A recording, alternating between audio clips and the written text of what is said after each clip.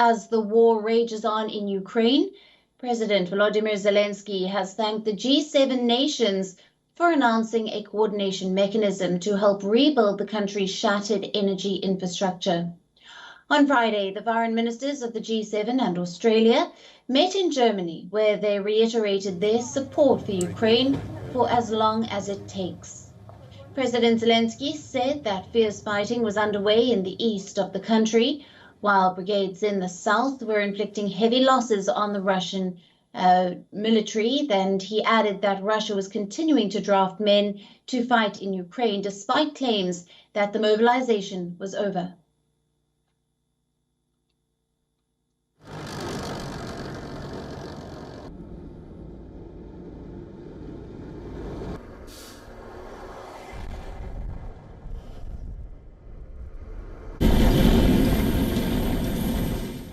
Meanwhile, the battle in Kherson is intensifying. Ukrainian soldiers on the front line say the Russians are not abandoning Kherson. Instead, they are strengthening their positions around the city with newly mobilized conscripts. According to the deputy head of the Russian-installed occupation administration in Kherson, Russia is likely to pull its troops from the West Bank. Ukrainian forces have recently drawn closer to Kherson, the only regional capital to fall to Moscow since its February invasion of Ukraine.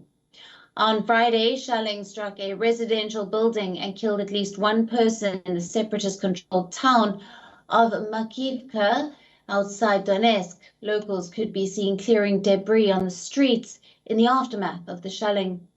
In another development that is likely to rile up Russia, Ukraine's postal service has begun selling a new postage stamp designed to commemorate the damage caused to the Crimea Bridge in a recent explosion.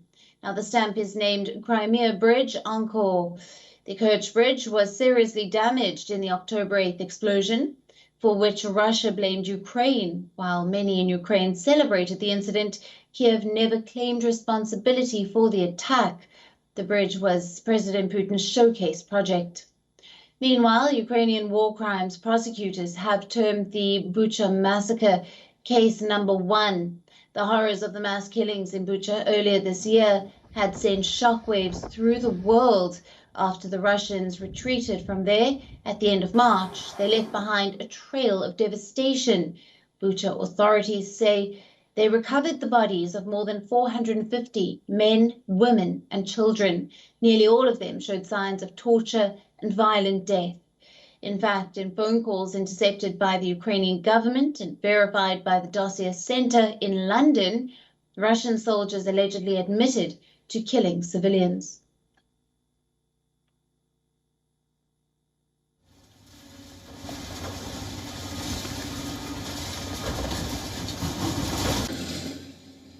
WION, now available in your country. Download the app now. Get all the news on the move.